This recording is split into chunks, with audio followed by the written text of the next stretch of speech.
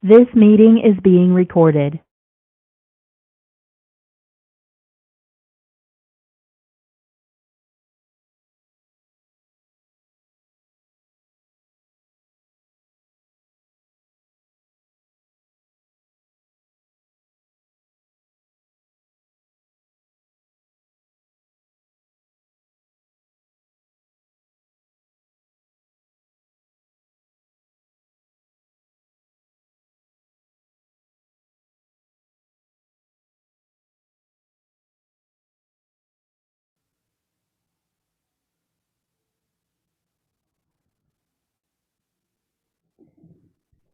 Good evening, everyone. I'm Dr. Sahana, a passionate dentist and a content creator.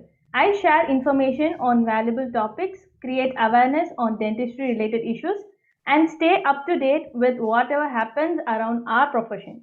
This event is powered by DenSync. DenSync is an inter-college collaboration platform.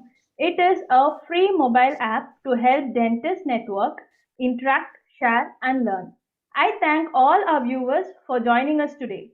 Now, I would like to introduce our guest speaker, Dr. Madan Kumar and Dr. Vinayak Senthil, for taking the time to share their inputs and perspective on NEET. A little about our speaker, Dr. Madan Kumar. He is the head of the Department Public Health Dentistry at Ragas Dental College. He carries more than 15 years of experience in the academics field of teaching and training UG and PG students to achieve their goals. When we say public health, we think about camps and Shobhan Peter textbook.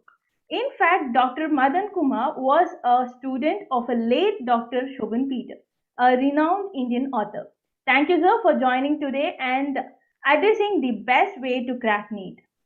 Speed Institute, a premium educational institute with a clear ideology of helping dental students to achieve their post-graduation dreams. The inspiration behind Speed Institute is none other than Dr. Vinayak Senthil, the founder and director of Speed Institute. Thank you, sir, for joining us today. We are ready to start the session. I request all the viewers to mute their mics until the end of the session. Thank you, sir. We can take over. Thank you, sir. Thank you, Dr. Sahana. I would just share my slides.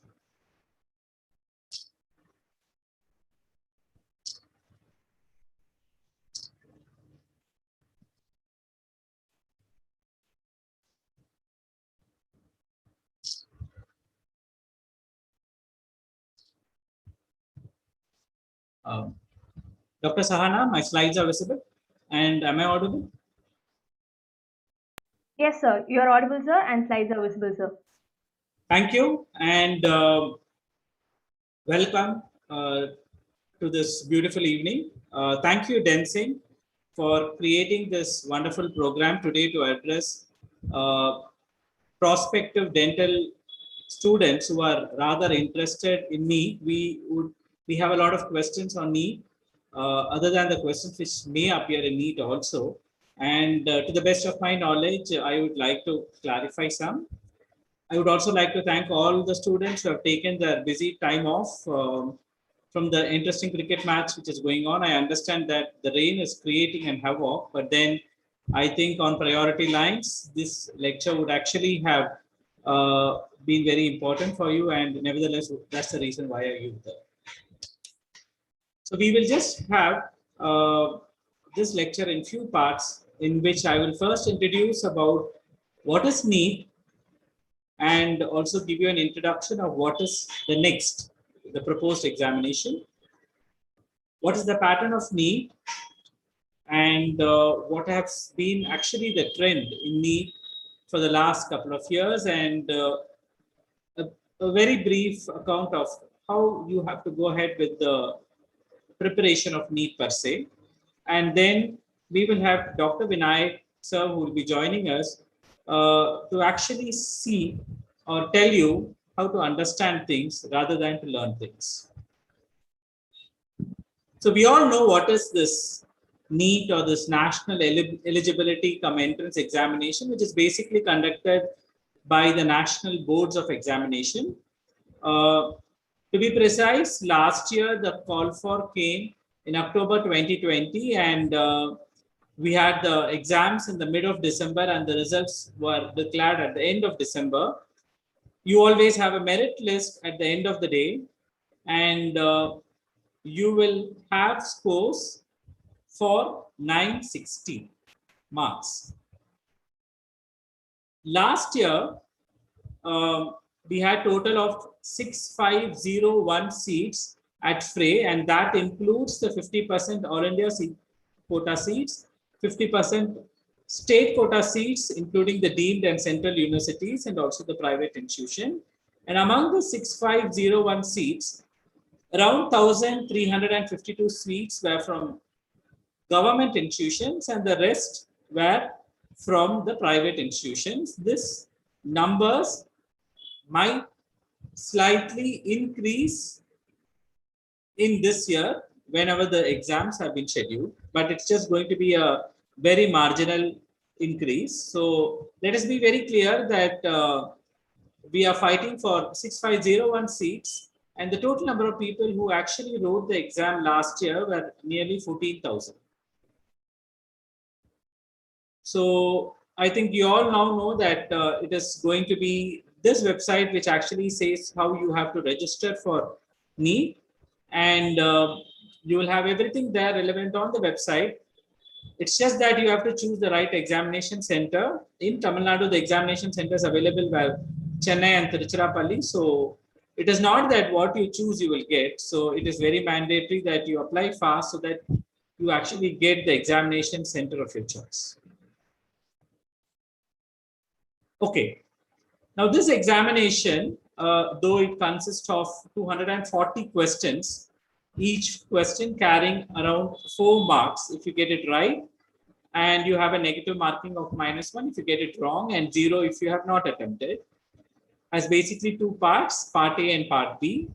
Part A will consist of 100 questions, and part B, which includes the dental subjects per se, that is your final BDS and your third BDS dental subjects along with dental materials, will consist of another 140 questions. So you have 100 in part A and 140 in part B.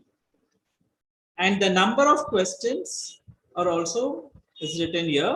All this is available very much in the website, and I suppose the pattern is going to be the same for this year also.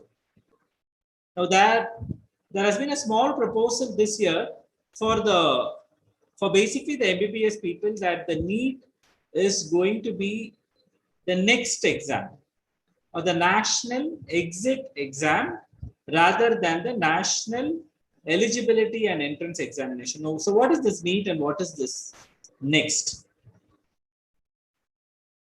The National Board of Examination and the Medical Council envisions national exit examination as an one examination which not only qualifies you for your MBBS, but also that exam would be taken as a qualification for your eligibility for the entrance exam, as an entrance examination for your MD and MS. Now that has been proposed, and that is supposed to start for 2022 admissions, which means to say that it has to be implemented in 2021 examination, so that can be taken up for the 2022 admissions per se. Now, till now, from the National Board of Examinations, we have not got any clarifications whether the present examination is going to be NEET or next for post MBBS, or that is for MDMS. But then we have not got, because we have not got clarification for that, we assume that it is going to be the same. But if there is going to be a change, there is going to be some information on that, number one. And whether the same thing is going to be implemented for dental, again, well, we don't have any clarifications on it, to be very precise. But then, assuming that NEET or next, whatever be the examination, it is going to be an MCQ based examination, but then Next examination is going to be more of a national board-based examination or a problem-solving based examination. So whatever be it, it is going to be an MCQ based. The pattern of questions might change. Whether the number of questions appearing from each subject is going to change or not, we are awaiting clarifications. So this is the part A subjects which will be included, and this is the part B, which consists of 140 questions, which is there very much available, and I'm sure many of you will be aware of it also. It is usually an afternoon examination, and as I told you, you have around 240 questions. And right now, your NEET PG examination is always in English in terms of linguistics. Okay. So what happened in 2021 examination? That is the examination which took place in December 2020 for the admissions of 2021. So this was the 50th percentile which was proposed for the general quota or the EWS, or the what we say economically less privileged group.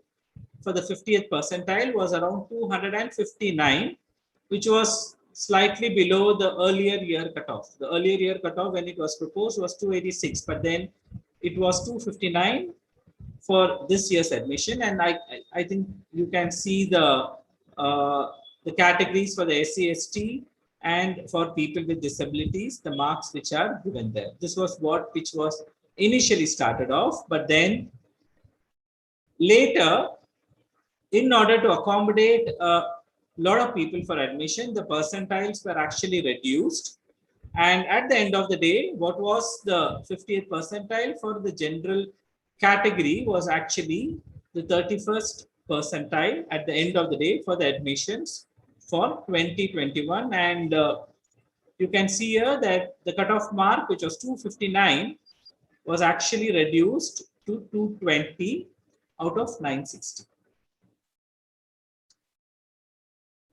Now, what is this EWS reservation?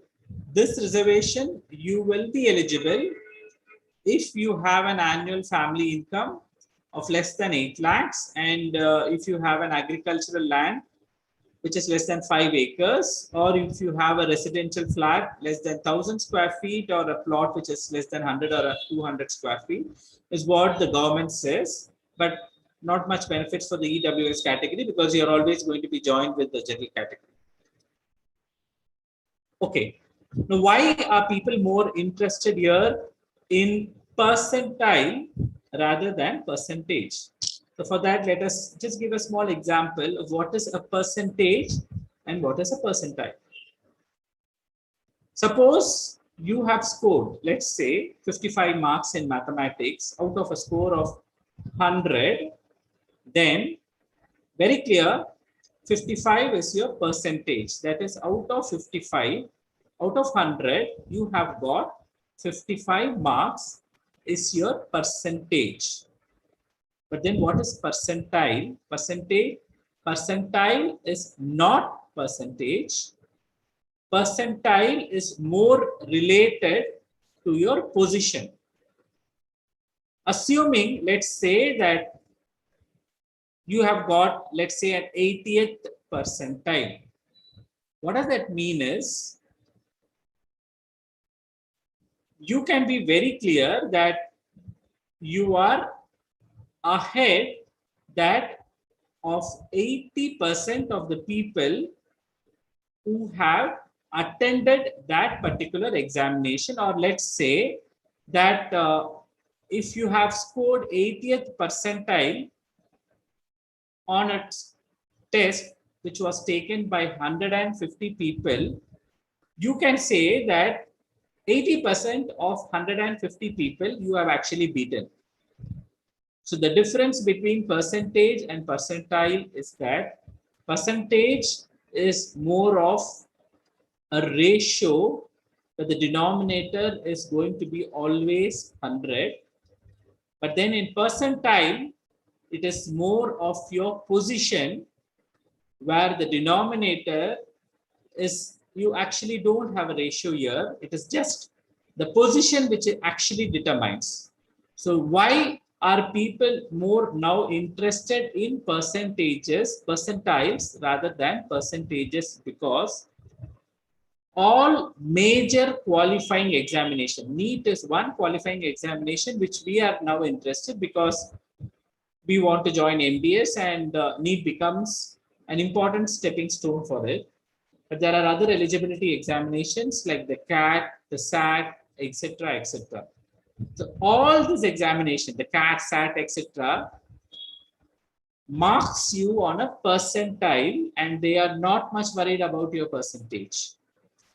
So on a test, among the total people you have who have attended the test, you should have a good percentile, or you should be ahead of a lot of people, is what is the criteria which has been laid.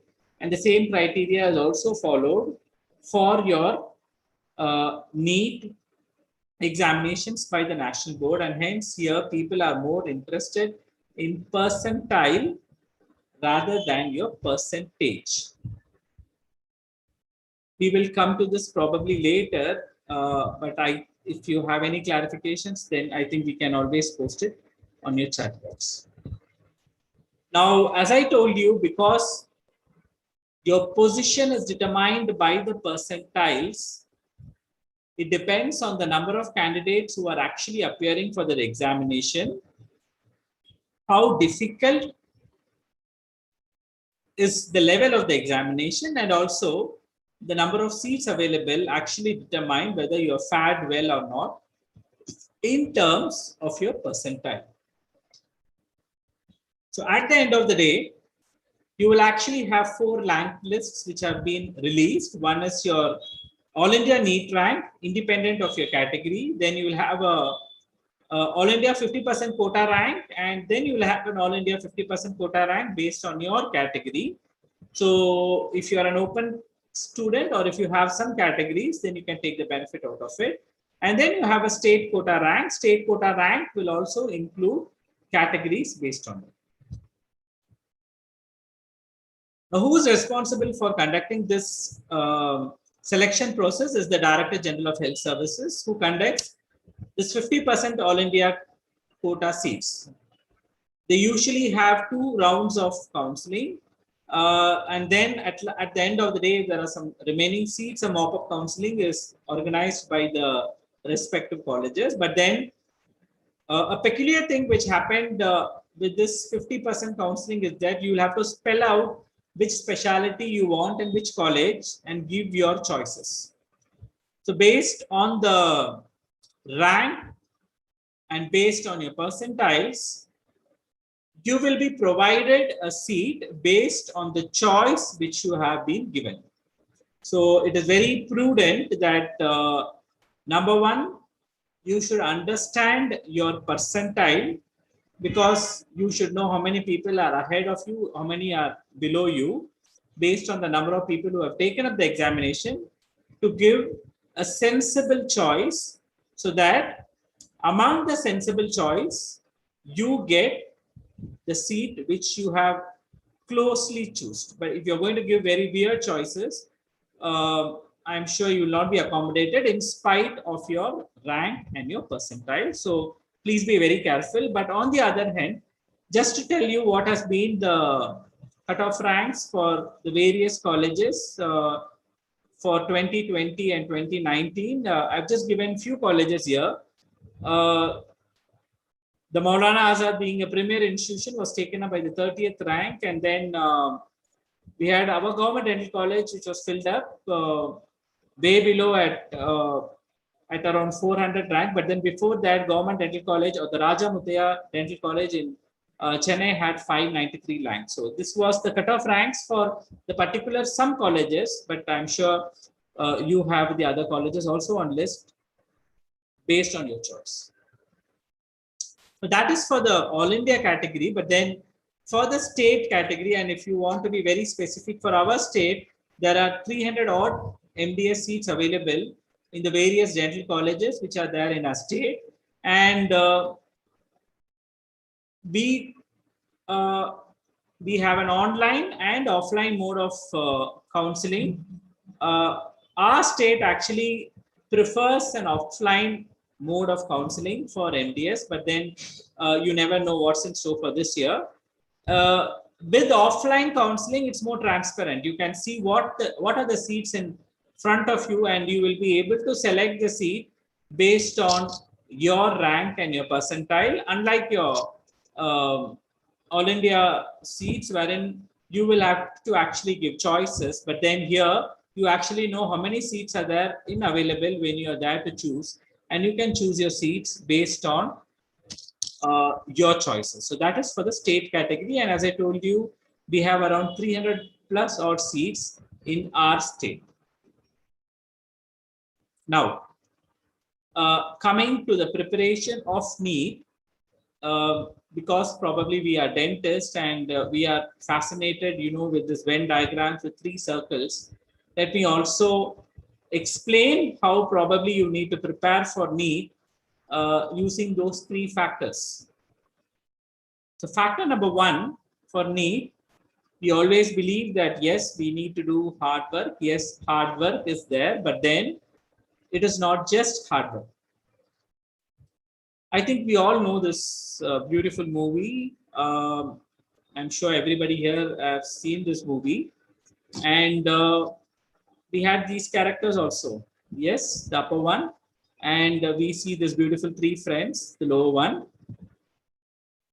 Lot of lessons to be learned. But then what I learned from this movie was the difference between smart work and hard work.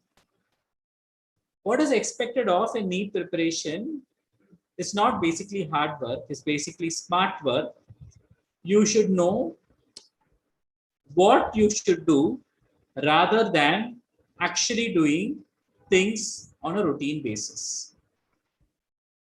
So smart work doesn't mean that you don't need to put hard work, but it is just work which is more channelized rather than just reaping over what you have done. Let's be very clear that you're not going to be asked definitions, but that doesn't mean that you shouldn't know when the definitions were given or who proposed it can equally be asked. So what people are going to test in NEET is that not that what you know, we all know that you know things, but then how well you have understood is what is checked here. If you look at any NEET paper, and I'm sure if there are some people who are listening to this lecture, and if they have attended that examination and they would have walked out, his colleague or friend would actually say that he or she has not read anything, but in spite of that, he was able to almost give 100 questions right in that paper. And if you would have probably worked a little more harder, you would have attended more questions right. This is very common after an entrance examination, but you'll have to understand that the paper is also designed like that, where you have 100 questions where anybody can be able to answer. Your rank or your success would depend on some critical 50 or 60 questions which you'll have to answer right, and that is when your smartness or your smart work actually comes into play. You have to have perseverance. Yes, it's very important. I know the times are very testing now. You will not be able to meet colleagues and all that stuff. But then the number 2 factor is perseverance. And that distance read should actually energize you to put in your smart work rather than giving up your hope. And last but not the least, this factor which we are so fascinated, luck. We always feel that certain people are more lucky than the other, and that is why they get ranked. But I always believe that this factor of luck is not what we always assume luck as. Some of us would have actually read in a group. Some of us would actually help people in explaining things, and in that process would have understood things better. And it is then this luck factor plays. So what I'm trying to tell here is, please study in a group if you study in a group, it is a very pessimistic thought that others would be benefited rather, but then you will also be benefited equally in terms of sharing knowledge. And when you read in a group, what happens actually is there will be exchange of new information. And when you also explain things, you will also be able to understand. And you'll have to, at the end of the day, see that this understanding factor is what is being checked in NEET examinations rather than what you know of. Certain myths in NEET. Well, as I told you, though we have something called as part A and part B, but then the lines are very thin. So it is true that the trend of recent examinations are tilting towards basic medical sciences, just for the simple fact that the development seems to be more happening in basic medical sciences. And people always check your foundation in your basic medical sciences, whether it is good or bad. So it is true. Whether NEET papers are a direct repeat of previous papers or a pick from other medical papers, well, it's always questionable, because in today NEET examination, you'll have to give the source of your construction of your question. So it might or might not be a direct repeat, but then the pattern might be the same. And that is where, if you see earlier year or previous papers, it is going to help you. Well, I always believe that the chances as a fresher is actually good rather than having the exam taken at multiple sittings. One sitting, yes, good, but then more than that actually has that factor of fatigue sitting in. So if you're a fresher and you are going to give your full heart to it, I'm sure you'll be able to crack it well. What else you should do? Well, regular question banks should always be revised. This is very commonly asked whether you can just read the MCQs and take the examination. Well, my answer is very clear. You have to read the standard textbook, because what we are looking here is not your ability to recall things, but then it is your knowledge or understanding of thing is what is more tested here. And if you want to understand things, you'll have to go to standard textbooks and then actually come to the MCQs, because this examination is going to actually test your width of your knowledge in a particular thing and not actually how deep you have learned. And you would definitely have questions on values also. So please maintain a separate book for it. As I told you, you will have 100 questions which are very easy, 60 to 80 questions which are moderately tough, and another 60 questions which are really very tough. Simple questions have to be answered, and difficult questions, yes, are difficult for everyone, but then the whole success of the examination is going to be dependent on those difficult questions which you can actually make a difference. Please don't answer all questions. Even Google doesn't answer everything what you asked. So please don't tell that you are able to answer all 240 questions in the question paper, which I don't think so is theoretically possible. If you are anywhere close to 190 to 210, I think you're more than done. Okay, the first mark was around 780 last year. So I'm sure you know what that means. It's just 200 questions which are right. So if you are somewhere near that, and if you feel that you're safe, then you might be rank 1. By attending that another 40 questions, you will actually end up with a lower rank. So please be very clear, not only with what you answer, but also what you need. Okay.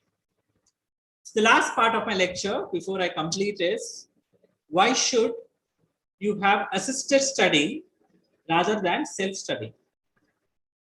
I will just give you some questions which will actually tell how you will be able to differentiate between self-studying and assisted studying. Okay. We all know what is this mean, median, and mode, and all that stuff in public health dentistry.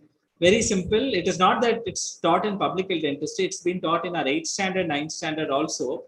But then when we come to public health dentistry, we assume that it's been taught in public health dentistry. It's not taught in public health dentistry. It's taught in 8th standard, 9th standard. What is meant by mean? What is meant by median? What is meant by mode?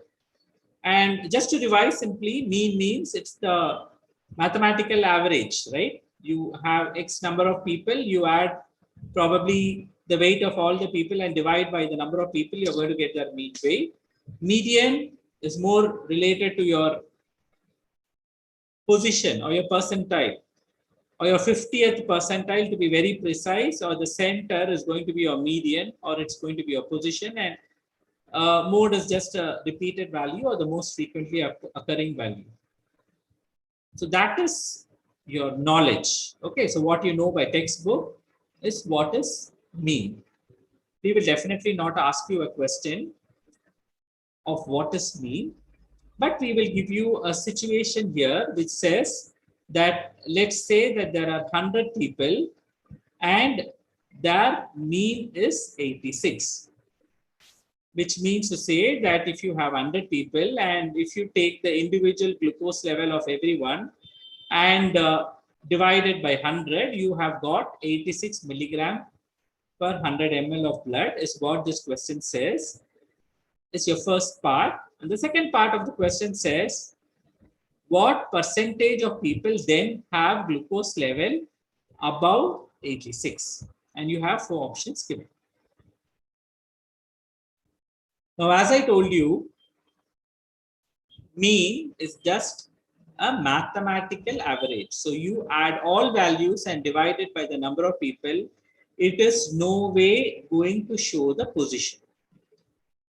What is going to show the position is median. And now the second part of the question says, how many people are having values above 86? Which clearly is a question which is based on median. The first part of your question is based on your mean, and the second part of your question is based on median. Now, how they are related? Now, how they are related is by this simple terminology, a normal curve, which says that if you have a normal curve, your mean, median, and mode are the same. So because your mean, median, and mode are the same, the mean, which was 86, is also your median. And because 86 is your median, 50% of your people will have values more than 86. That's the answer. So now why this example was given is, here we are actually checking whether you know what do you mean by mean, whether you know what is median, and how mean and median are related in a normal curve. This is a very simple question, and you will have to understand that we have 240 questions to be answered in 180 minutes. So less than a minute is what we require for a question. Okay. Very similar to that. Let's assume that there are 11 births in a hospital today and 5 babies were over 2.8 kg and 5 were below 2.5 kgs. What does the 2.8 mean to you? At least if you have followed the last question, you would know that we have a point 2.8, 5 above, 5 below. So this is somewhere related to a value 2.8, which divides 11 into 5 and 5, or it is something like a middle value, which means to say that this value is something related to your median or your position and not to the other three. This is just a simple example of how, yes, you will be able to learn things from your textbook, but then if you have an assisted learning or a fine tuning, you will be able to think in those lines of what might be expected of in order to answer things, is what I'm trying to tell you here. I'm running short of time, so I'm not discussing this question, but I would just like to thank all my audience for this wonderful opportunity. Special thanks to Den Singh for making this possible. I already have the second speaker, Dr. Vinayak sir here. Vinayak sir has been the director of Speed, which was his brainchild way back from 2000. I think 2000 is when he was actually doing his undergraduation, and I think this was his brainchild as his undergraduate. Now, sir has finished his MCH, and he would identify himself as a mentor for numerous students who have actually given reality to their dreams of post graduation. Sir is there just to tell you how simple concepts which we have read should be actually understood to actually crack an examination. I think sir is going to have an interactive short session. Over to you, sir, please. Yeah, thank you. Thank you, Dr. Madan, for arranging and organizing a great orientation for NEET program along with Densing app. And so let me go through things how we'll be able to put into learning into practice, especially for entrance examination.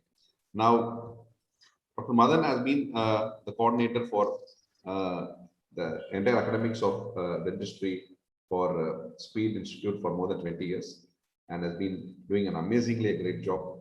And before I start, I thank him for organizing such a wonderful class for me. And let me take you through. A few of the learnings, how we could learn for exam purpose, and what we learn on class, how to put it across for MCQ exam. So this is an art by itself, and so I will give you some of examples you can open. I request all the students to come to the chat box, and you can open the chat, and so that you can start interacting with me. I will put forth the questions, and you can keep answering those questions, and so that it will be an interactive class, and we can discuss length and breadth. And I'll be taking not more than 15-20 minutes, and that will give you a definite insight. About what we are supposed to learn for MCQ entrance exam. See, for an MCQ entrance exam, especially for NEET dentistry, there will be approximately 20 to 25,000 students will be writing for this exam. But very good seats and clinical seats are only for first 100, and at the maximum for first 500 seats. So we need to be really top in the list to get what we wanted actually. So what I'm trying to tell you is, whenever you learn something, you need to learn in a competitive entrance exam spirit for the purpose of exam. Right now, based on that, I will put out some of the questions in actual learning in the form of MCQ learning. Okay. Now, what we do is we will learn a few of things that are important for dentistry. I take head and neck surgery and head and neck anatomy for dental students. And let me share what are the questions which have been asked for past 20 years in head and neck surgery. Okay, so let us get started. Now, if somebody is asking you this question, ameloblastoma, have you heard of this? Ameloblastoma, have you heard of this? Squamous cell carcinoma, number one. Number two, now In entrance exam 2 years back, in NEET exam, they asked most common tumor to involve the mandible. Can you answer this question in the chat? What is the most common tumor to involve the mandible? I mean, anyone can answer. You can keep on answering. And this is purely an interactive class. You will definitely enjoy this class. I vouch for that. Yes, all of you, Dr. Vandana, Dr. Satya, great. Keep going. Dr. Shanmuga Priya, Jabin, yes, Dr. Emma. So all the answers are ameloblastoma, right? Yes, and nobody can find fault here, right? Dr. Mohammed, Sohel, great. All of you can give your answers. Perfect. Yes, all okay, fine. So it's a uniform answer, unified answer. Yes, nobody can go wrong. That's your perspective, right? That's your perspective, right? Yes. But the right answer is, the correct answer is squamous cell carcinoma. You can ask me a question, sir, how is that possible? How is that possible? See, understand this.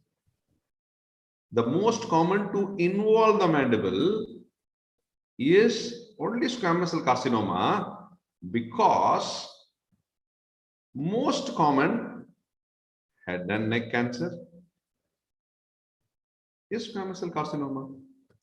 Anywhere in the head and neck, the most common pathology is only squamous cell cancer. Only that cancer can involve the mandible, correct? If suppose the squamous cell carcinoma of the cheek, squamous cell carcinoma of the upper lip or lower lip or the tongue or the floor of the mouth or the gingiva, gingivobuccal sulcus, whatever might be the location, oropharynx, nasopharynx, whatever might be, the most common pathology is squamous cell carcinoma, correct?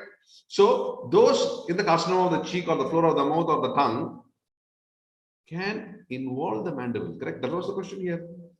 Now, then what is that to do with ameloblastoma? Sir, we have read something on ameloblastoma. Then how will you accommodate that? Yes. Now, if ameloblastoma has to be your answer, then they should ask you a question like this.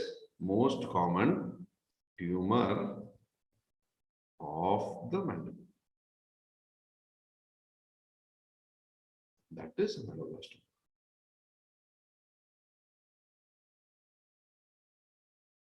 Do you understand now? Do you understand the difference? See, you don't get angry with me now. You don't get offended with me now. I'm not playing with words. I'm not playing. This is what your examiners are playing with. You need to understand these basics. You can ask me, sir, I know everything. Why should I read? I go and sit in an exam. Why can't I get qualified? You don't understand. You know everything, but you need to format it. You need to know in the right way how to be answered in the exam. So these things are all the things clear right now. Do you agree with me? All of you, dear students, do you agree with me? So the most common tumor to involve the mandible is squamous cell carcinoma, but the most common tumor of the mandible is adenoadenoma. Correct? Yes, or ameloblastoma. Ameloblastoma. Is it okay? Say yes or no. Did you understand? Do you have any controversy here? Hello. Excuse me. Only if you type something in chat, I will go to the next question, or else I'll be there only. Yes, understood? Is it clear? Yes. Okay. Now this is fine. Now let me ask you one more question. Let me ask you one more question. Correct? Now, muscles of mastication. Correct? Muscles of mastication. Now, which muscles of mastication will retract the mandible?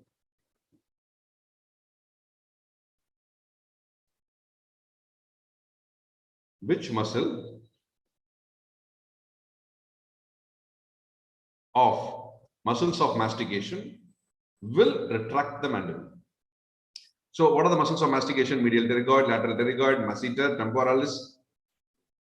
Yes, which one will retract the mandible? Lateral pterygoid. Come on, all of you. Come on, all of you should answer. See, I want to see all of you to attempt and all of you to answer. Correct?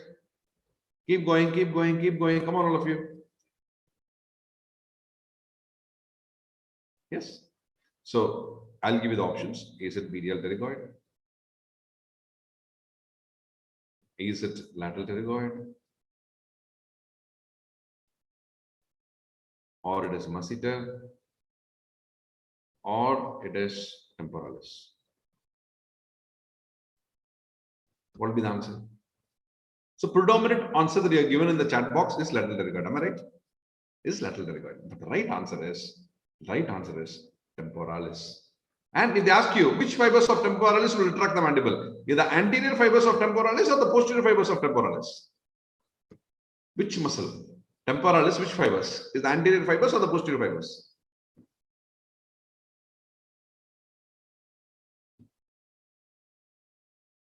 The posterior fibers, correct. So the posterior fibers of temporalis muscle is a retractor of the mandible. See, rest of all the questions you will answer in muscles of mastication, but this question has been repeatedly asked in entrance exam. Okay, fine. Now tell me, I'll just put some more questions here. Now, if you could see, this is the major salivary gland. This is a parotid gland, correct? Parotid gland is one of the major salivary gland. Parotid gland has a superficial lobe and a deep lobe. My question is, what percentage of the lobe is superficial? What percentage of the lobe is deep?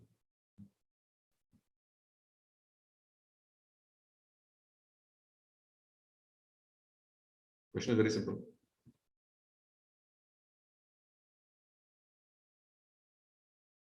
I'll give you options. Is it 70-30, 60-40, 50-50, 80-20?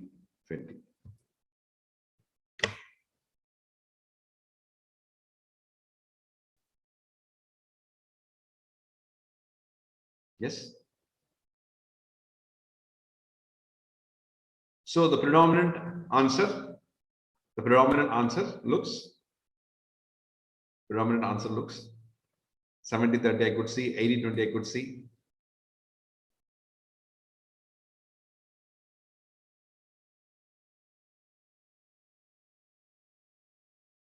Yes. So the right answer for this question is, all of you have answered? All of you have answered? Yeah. The superficial lobe will be 80%, deep lobe will be 20%. And it will be drained by a Stensen's duct. It will be drained by a Stensen's duct. And what is the length of the Stensen's duct? What is the length of the Stensen's duct? Is it 4 centimeter, 5 centimeter, 6 centimeter, 8 centimeter? Correct. The length of the Stensen's duct is 5 centimeter. It opens onto the buccal mucosa opposite to the crown of second maxillary molar. It opens into the buccal mucosa opposite to the crown of second maxillary molar. And the pathology that is most commonly seen is, what is the most common pathology that is most commonly seen with parotid gland? Is most commonly seen as tumor. Most common tumor is pleomorphic adenoma. Pleomorphic adenoma. Can you tell me the most common location of pleomorphic adenoma in parotid gland? Is it superficial or deep lobe? The most common location of pleomorphic adenoma, is it in the superficial lobe or deep lobe? Correct. It is most commonly seen in the superficial lobe. Now, what will be the treatment of choice for pleomorphic adenoma that is located in the superficial lobe of the parotid gland? What is the treatment of choice for pleomorphic adenoma? Partial prostatectomy. Exam. What does exam expect? Exam expect a particular answer from you, from all of you. What is the treatment of choice for a pleomorphic adenoma that is most commonly located in the superficial lobe of the parotid gland? The right answer is superficial parotidectomy. Superficial parotidectomy. Correct. Superficial parotidectomy. Now, what do you mean by a dumbbell tumor? Can you tell me? What do you understand by a tumor this. This tumor is called dumble tumor. And if a parotid gland has a dumble tumor, then treatment of choice of a pleomorphic adenoma of a dumble tumor variety is like dumbbells. Yes? What will be the answer? Correct. It is involving the deep lobe. Correct. It is involving the deep lobe. Correct. So the treatment of choice should be to remove the entire superficial lobe and the deep lobe. Removal of the entire superficial lobe and deep lobe is called what? Total parotidectomy. Total parotidectomy. Excellent. Fantastic. Fantastic. Correct? Okay. So, enter the anatomical question. That is for the salivary glands. Okay. This is the superficial lobe. This is the deep lobe. And the plane which divides the superficial and deep lobe is called the fascio-venous plane of Patty. What are the anatomical structures in the fascio-venous plane of Patty? The anatomical structures in the fascio-venous plane of Patty. Number 1, retromandibular vein. Number 2, facial nerve. Number 3, lymph nodes. Yes. Number 4, bifurcation of the external carotid artery. Can you tell me what are the branches? What are the branches of external carotid artery? Can you tell me what are the branches of external carotid artery? How do we remember the branches of external carotid artery? We remember sister, Louis, powder, face, often, attracts, medical, students, correct? So these are the branches of external carotid artery, correct? These are the branches of external carotid artery. Sister, Louis, powder, face, often attracts medical students. What is sister? Sister is superior thelar artery. Louis is a lingual artery. Powder. Powder is posterior auricular artery. Face is facial artery.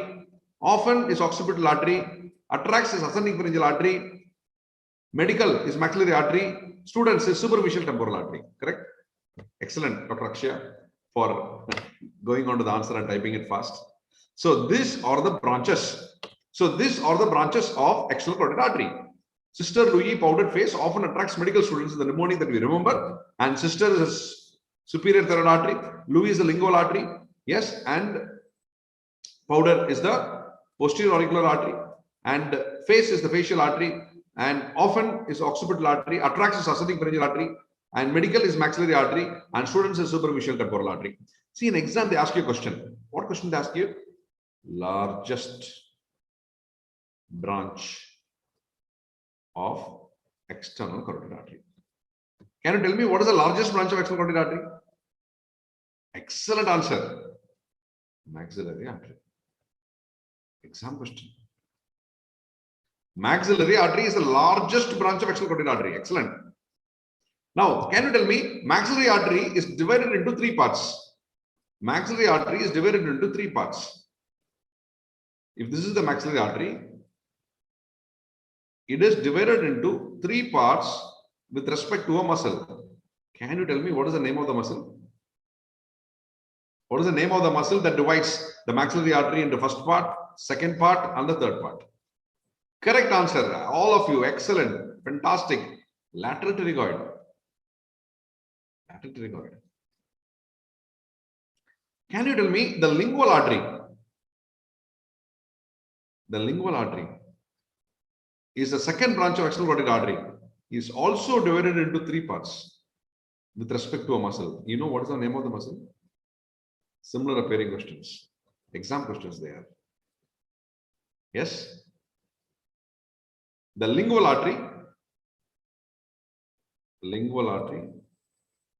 is divided into 3 parts with respect to which muscle? Can anyone answer this question? I'll give you a gift. I'll give you a gift for this. Excellent. Excellent, Dr. Dharani.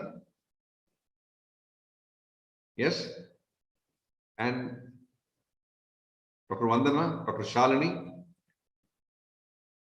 Yes, excellent. Dr. Kavita. The right answer is hyoglossus. Come on. Hyoglossus. Excellent answer. Hyoglossus. Fantastic. Okay, let's go back to this question. Now, let's go back to the question. Now, the fascio-venous plane of Patty, yes, is marked by 4 structures: retromandibular vein, facial nerve, lymph nodes, and external carotid artery. Which is the anatomical landmark? which is the anatomical landmark of facio-venous plane of fatigue? All of you. All of you again start answering. This is an interactive class. Let us see how we can get right answers. Come on, all of you. Facial nerve, retromandibular vein. Yes? Yes? Yes? Excellent. So the right answer is a mix of both facial vein and the facial nerve and the retromandibular vein. The right answer is retromandibular vein. The right answer is retromandibular vein. Excellent. Fantastic. Now, this is the submandibular salivary gland. This is the superficial lobe. This is the deep lobe. And this is drained by a Wharton's duct. And the Wharton's duct opens onto the either side of the lingual frenulum. What is the length of Wharton's duct? What is the length of Wharton's duct?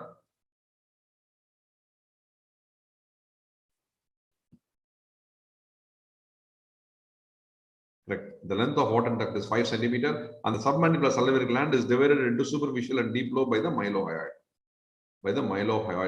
Muscle. And the most common pathology that is seen in the submandibular salivary gland is stone disease, sialolithiasis, stone disease. Correct? Sialolithiasis. Now we should know for sure that the sublingual salivary gland are the small glands, yes, which drained by a small duct directly into the buccal mucosa is called ravinus, duct of ravinus, that opens into the Wharton's duct is called duct of Bartholin. And see, submandibular salivary gland is a mixer gland. Parotid gland is a type of a serous gland, and sublingual glands are types of mucinous gland. Now try to understand, blockage of the small ducts can lead to mucus retention cyst, and this mucus retention cyst is called ranula. So ranula is nothing but the mucus retention cyst of the sublingual salivary gland that presents as a frog's belly appearance in the floor of the mouth. Frog's belly appears like a frog's belly in the floor of the mouth. It is called ranula. That's called ranula.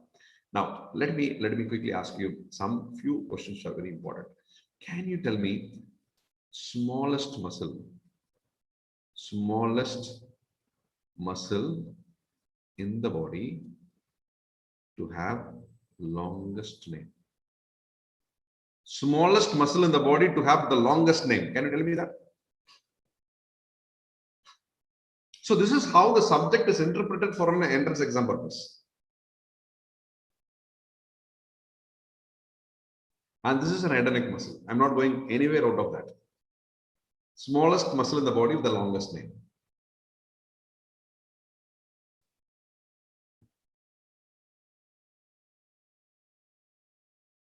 Can you answer? Anyone? Stupid, not correct. Dr. Divya, Dr. Sandhya, you are very close to the answer. You are all very close to the answer. The right answer is yes. Dr. Suchitra is excellent. Correct answer. Dr. Gokula are almost close to the answer.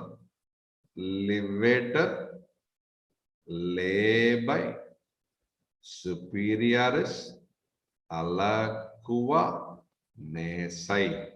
See that? This is the smallest muscle in the body. This is how they ask you a question. This was asked 6 years back. What is the smallest muscle in the body to have a longest name? Anatomy question. So levator labi superioris alacua nasai is the smallest muscle in the body with the longest name. Understand that? Okay. And other than this, minor salivary glands and accessory salivary glands. Okay. Accessory salivary glands. How many are there? How many are there? Minor and accessory salivary gland. How many are there? Can you answer this question?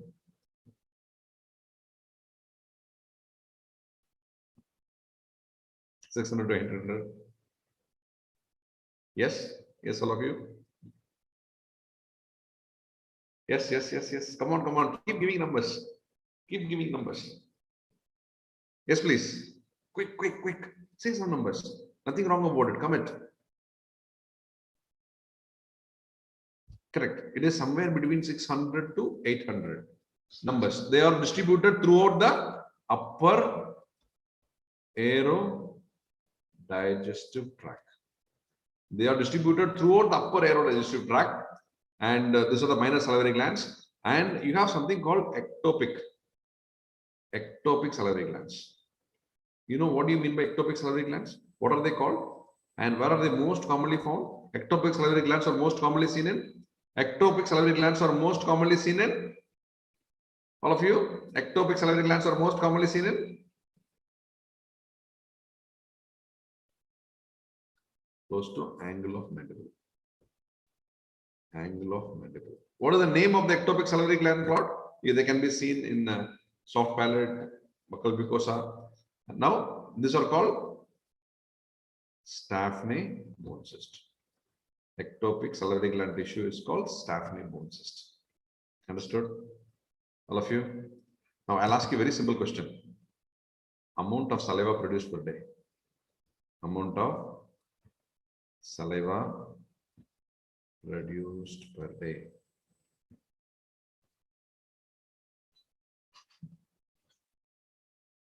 Correct.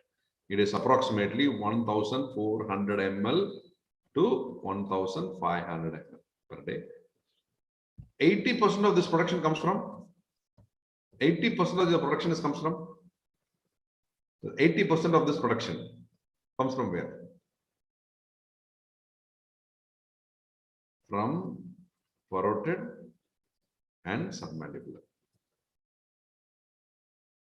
Parotid and submandibular. Excellent. Now, when we look into the tumors, of salivary glands, we should know about the parotid, submandibular, sublingual, and minor salivary glands. When you look into the benign nature and malignant nature, benign parotid gland, 75% of tumors are benign and malignant tumors are 25%. And submandibular and sublingual, 50% of tumor are benign and 50% are malignant. And minor salivary glands, you will know that 25% are benign and 75% are malignant. Understand that. The most common benign tumor is pleomorphic adenoma. The most common highly malignant tumor in minor salivary gland is adenoid cystic carcinoma. Adenoid cystic carcinoma. They'll ask you a question. Most common primary malignant tumor of salivary gland. Most common primary malignant tumor. Primary malignant tumor of salivary gland. Answer is, who can answer this? Most common primary malignant tumor of the salivary gland. Primary malignant tumor of the salivary gland. It is mucoepidermoid. Understand this. Mucoepidermoid. Highly malignant tumor will be adenoid cystic. That is most commonly seen in minor salivary gland. But mucoepidermoid tumor is the most common primary malignant tumor of the salivary gland, and the most common location of mucoepidermoid carcinoma is parotid gland. The most common location of mucoepidermoid carcinoma is the parotid gland. So this is some overall and outer view I have given you. Based on that, let us answer some questions and see how it is. Understood? Come on, let's answer. Which of the following salivary gland tumor is most malignant? Just now, I discussed the most malignant tumor will be A, B, C, D. Out of this, what is an answer? All of you? All of you? Excellent. It is a minor salivary gland. So the answer should be what? The answer should be obviously, I give you another 5 minutes, the class will get over. And this is how we need to learn. This is how we need to apply our knowledge for the exam purpose. The answer is minor salivary gland. Excellent. Now, 50-year-old male presents with the oral cavity mass suspected to have a salivary gland tumor. An FNA biopsy was done and it was inconclusive. What is the next step? So there is a salivary gland tumor. FNAC was done, but it was inconclusive. What will you do? You do open biopsy, repeat FNAC, MRA, or incision biopsy. What will you do? See, I'll tell you. For all salivary gland tumor, investigation of choice is FNAC. If FNAC is inconclusive, what next? All of you can attempt something. A, B, and C, and D. Let us see what will be your better answer. Okay, so the right answer for this question should be repeat FNAC under ultrasound guidance.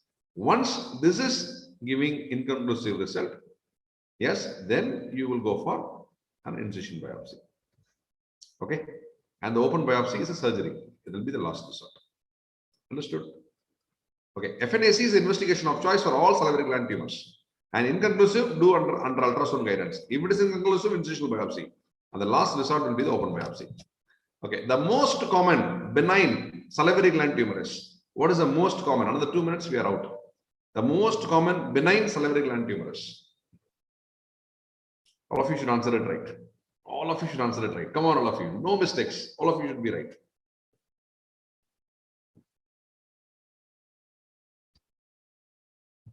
The right answer is pleomorphic adenoma. Excellent. It's called mixed tumor. It's called mixed tumor. Most common primary malignant tumor of the salivary gland. Most common primary malignant tumor of the salivary gland. This also we discussed.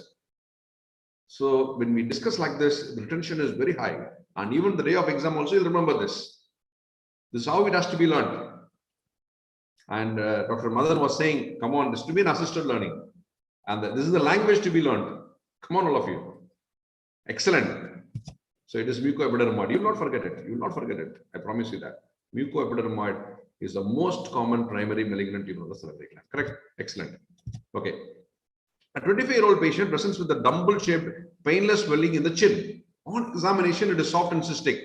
On aspiration, a thick yellow color fluid is taken. What is your diagnosis? Yes. This also we discussed. It should be. It should be.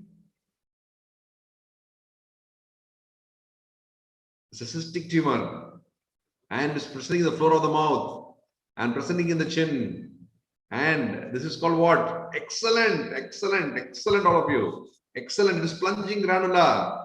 We discussed plunging granula. What is plunging? What is granula? Granula is nothing but what? Granula is nothing but, all of you, granula is nothing but mucus retention cyst of what? Mucus retention cyst of which gland? Mucus retention cyst of sublingual salivary gland. Come on, sublingual salivary gland. Mucus retention cyst of the sublingual salivary gland. And if presents between the fibers of mylohyoid, it will present as in the submental triangle under the chin. This is called plunging granula. This is called plunging granula. Most common ectopic salivary tissue is called what? This also we discussed. See, how many questions we have discussed in a short span of 10 minutes? All exam questions. That is the magic. Correct? Somebody has to tell you what to learn. And then you'll be all masters. All that is just to tell them these are the areas to be concentrated. That's it. Okay, Staphny bone cyst. Correct? What is the most common location of Staphny bone cyst? This also I taught you. I taught you a few words, but the few words are very important. Correct? Angle of mandible. Angle of mandible. Excellent. Angle of mandible. Excellent. Now you tell me what is this?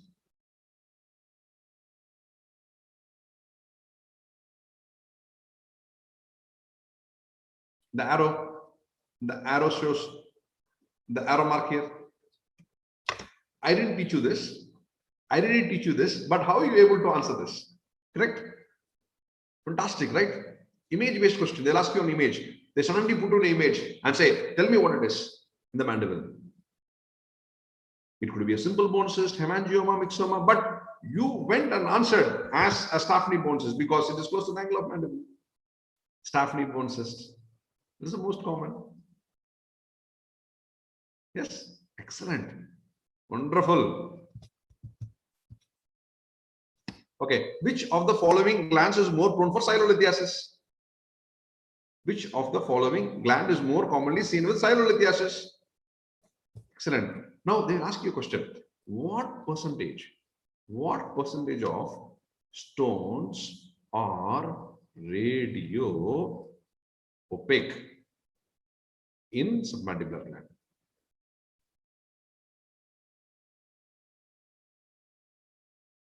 What percentage of stone or radio-opaque is submandibular salivary gland?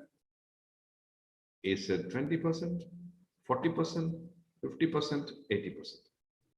What percentage are radio-opaque? All of you. Correct answer. Excellent. 80% of the stone in the submandibular salivary gland are radio-opaque. Then what percentage of the stone in the parotid gland are radio-opaque? Then what percentage of the stone in the parotid gland are radio-opaque? 20% of the stone in the parotid gland, 20% of the stone in the parotid gland, parotid gland are radio-opaque. Excellent. See how beautifully you're answering. See this 50-year-old patient complaint of swelling below the mandible. It appears only after eating. On bimanual examination, swelling is tender and firm. What is your diagnosis? Very simple. Tender and firm. Swelling. What could be your answer? Yes? All of you. Come on, all of you. Silolithiasis, stone, submandibular salivary gland, stone disease. Now, you should understand this. I'll tell you, I'll teach you a simple magic. Yes, that you remember forever. See this? This is the submandibular salivary gland, and this is the submandibular salivary gland duct. Correct? See, where all the stone can appear? The stone can appear in the gland. If the stone appears in the gland, it will cause acute, recurrent, calculus, silodenitis. Recurrent. The overall picture is silolithiasis. Or the stone can occur in the duct. Now, if this situation happens, acute, recurrent, calculus silodenitis, what will be the situations patients can have? Patient can have pain, redness, salivation, fever. The nervous system infected. That means if the patient has acute recurrent calculus silodenitis, treatment will be to remove the entire gland. So the treatment of choice will be total excision of the gland. Total excision of the gland. If suppose the stone is seen in the duct, then what you need to do is you need to put a longitudinal incision on the duct in the floor of the mouth, and just with a finger and the thumb you need to squeeze. You should squeeze the duct, and automatically the stone will pop out, and you catch the stone and give to the sister. Correct? So lay opening of the duct. If the stone is there in the duct, you should do what is called lay opening of the duct. And this is called marsupialization. Come on, all of you. This is called marsupialization or silolithectomy. Correct? Dr. Vandana has answered beautifully. Yes, lay opening of the duct and removal of the stone. And don't close the duct. That's very important. Not to close the duct that you have opened. Let it drain everything. Let it not be open. Let it not be closed. Because if we close, the chances of stricture are there. The chances of stricture will form. The chances of stricture will form. Understood? Okay. So I'm almost done. Before I'm done, we need to understand. I'm going to ask you one more question. What infection is more commonly seen in salivary gland? Is it bacterial? Is it fungal? Is it viral? Which infection is more commonly seen? The most common infecting organism. The most common infecting organism is viral, and it is the mumps virus. It's a mumps virus, and the most common is parotid gland. Understand this. Of all the glands that is the most common involved is the parotid gland, and it is a viral, and it is a mumps virus. And the last question before we close. The last question before we close. Okay. What is pseudotumor of parotid? What do you mean by pseudotumor of parotid?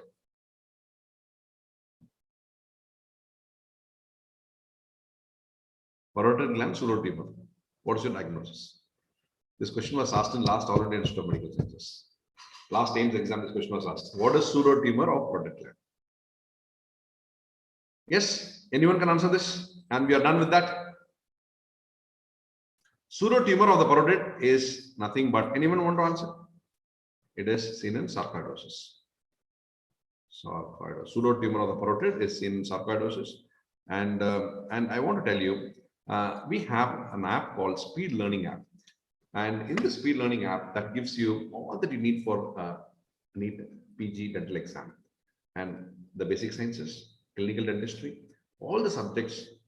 We have the videos, we have the notes, and we have the test. And we are going to conduct July 4th a national level NEET dental PG mock test. We request all of you to download the speed learning app and go on to view courses and go for PG dental, and you'll be able to write this exam. And also I invite all of you to join for your NEET PG dental preparation in speed learning app. We have almost close to 120 dental faculties and basic science faculties. They have beautifully done their lectures. They are available in the app like this. And I'll be taking head and neck, anatomy and surgery. And many faculties are there taking respective specialties. And Dr. Madan takes community dentistry. And you have a beautiful course content available, and you can help yourself getting registered for this app, and you can start your learning from your home itself. And you'll not go anywhere. You can sit in home and you'll be able to watch everything that you want. And we'll have frequent live classes, interactive classes like this, and they'll help you and ace your preparation for dental PG. Because every student after BDS need to write for exam, PG dental exam, and has to go through NEET. And better that if you could have a structured learning, and you can do it at your convenience and your place, and in speed dental learning app. Okay, thank you very much. And if you have any doubts, you can ask me right now. And the session is open right now for clarification of doubts. I'm here for you.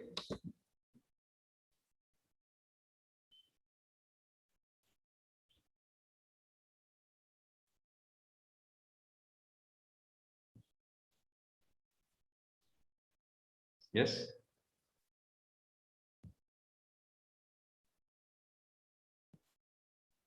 I mean, we don't see any other doubt other than anything else. I think we have done for the day. Thank you very much to Madan sir. I give the session to Dr. Madan sir now. Thank you, sir. If there is any clarifications, I think probably if students are not willing to answer, maybe they can just post it in the app. I think we'll be able to answer it then. Thank you, Dr. Madan sir and Dr. Vinayak, for such an interactive session. We really had a valuable session with important pointers and suggestions.